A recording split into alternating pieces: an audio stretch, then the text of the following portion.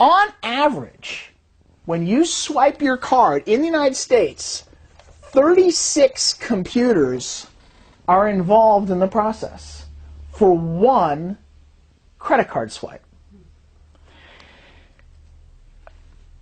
So when people ask me what I do, because I've had some people recently going, "You're just so obsessed with voting." I go, "No, actually, I just spend a few hours a month on voting. Really, generally every 2 years in November, I predict how to steal the election and then laugh about it. I'm usually right.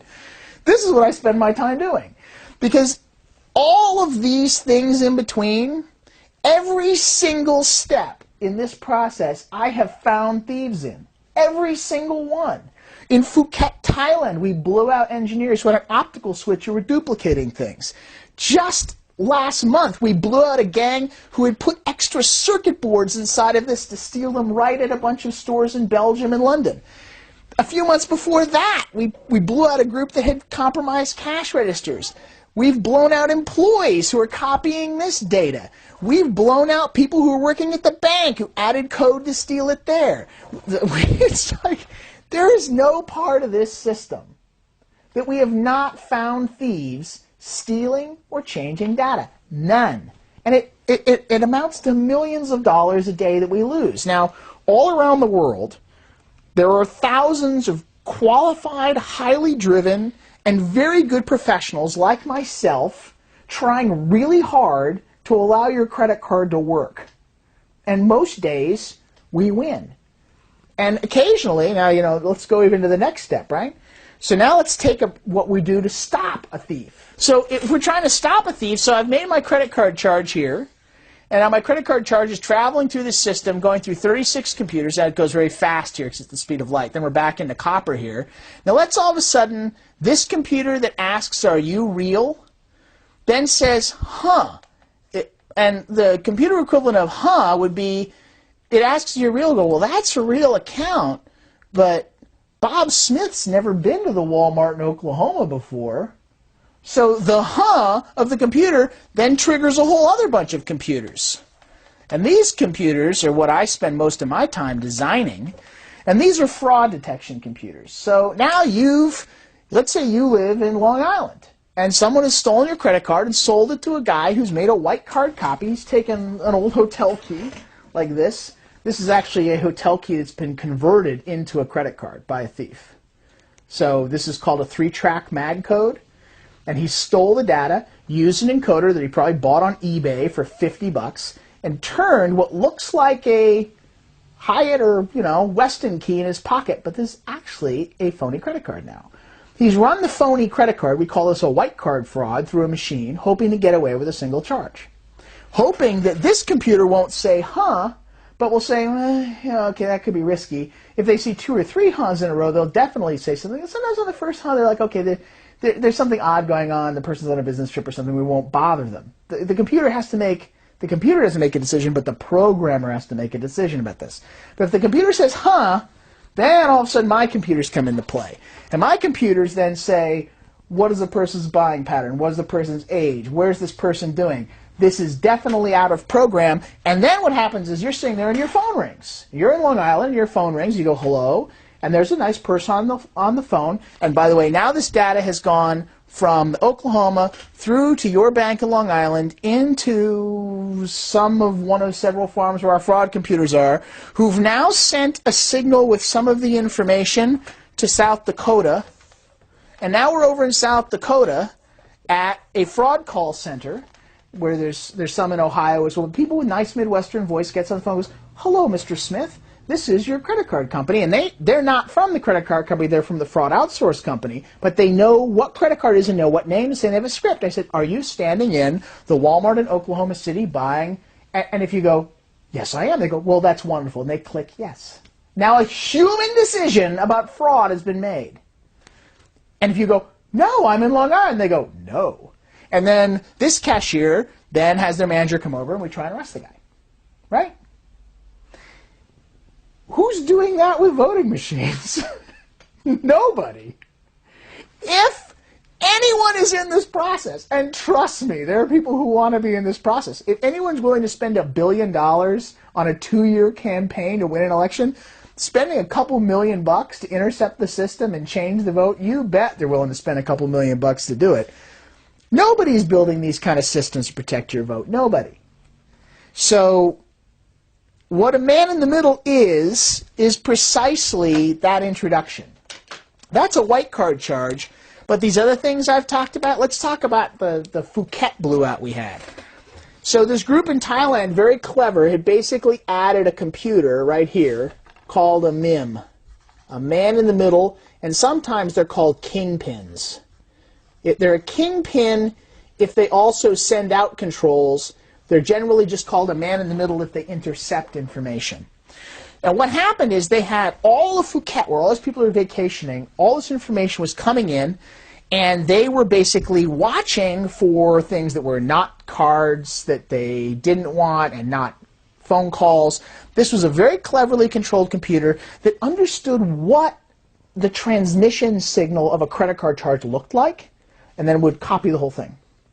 And then what they would do is every single card that they wanted, they'd add $100 in charge to a casino, get the chips, and then cash the chips out.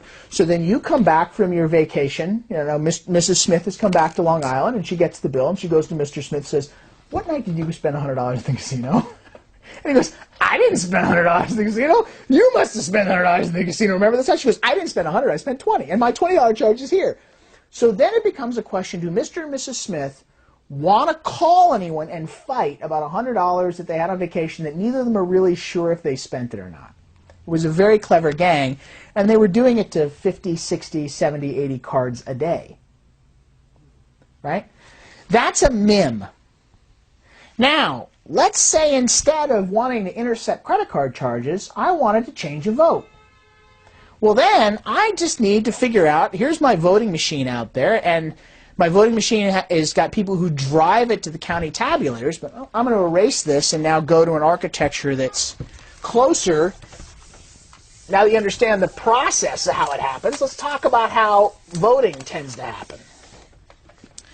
So we've got all these voting machines out here. This is my polling place, and then the voting machines generally have a human being, not always, but a human being takes them apart and gets a bucket of memory cards, basically. These are my memory cards. And then they physically drive to the county tabulator, and there's basically a series of computers involved now. So at the county, I basically will have a thing that looks sort of like a printer, but it's got a slot. You stick the card in there, and then there's a reader screen, and then there's some kind of transmission computer, which is usually some old Dell computer or something sitting there. Sorry, Dell, if it's not a Dell computer. But it's whatever county computer they could get that's cheap that has the Windows CE system. So this is the first part of my network. And what they do is they put that in, and it reads the thing, and we look at the results, and then it adds it to the total tabulation. Then what happens is it transmits, again, through a local switch into a PBX, into an opto switch, through the optical switch up here, and then back out into a PBX, and back out into a another Dell computer that's at the Secretary of State's office. That's the final state tabulation. That's how it happens. Now the question becomes, where would you want the MIM? And back now we're going to go specifically October 2004, Ohio. What I have asserted, and if people think I'm wrong, great, we'll go to discovery. And as I've repeatedly said, if I'm wrong, in my job, I'm wrong 15, 20% of the time. Great, I was wrong. I didn't figure out where the thieves were. I admit it. We move on, we fix it. I'm right about 80% of the time, which is why a lot of companies hire me. What it looks like to me happened, and I said this, was that somebody had installed a kingpin, which was taking not just, and now we'll go ahead and change colors here, see if my red pen works today. They were taking a kingpin, and I suggested the kingpin had to be out there. Red's working okay today. So the kingpin, I thought, was probably sitting somewhere in the middle on the high-speed line. And the kingpin is a computer with a person sitting at it that doesn't just steal the information and then they use it later like we saw. It's a person who has on board their kingpin computer the code and instructions for the Secretary of State's office and the code and instructions for a county tabulator. Now, as I said, Most of these county tabulators, tons of them, are this extremely poorly designed architectures on relatively old software. It's very well established. There's tons. I mean, you guys can find lots of examples of people who've shown how to hack the code.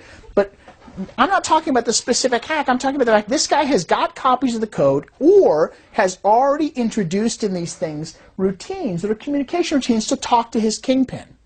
So then what he does is he sits there, and instead of this happening,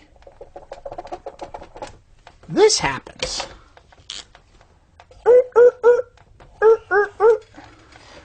And in addition to that data flow going through there, the control information in red to go back to these can be driven as well. So now what happens is county tabulates everything up, is constantly talking back and forth saying, I've got 10% of my vote. And the kingpin says, wonderful, what's the total?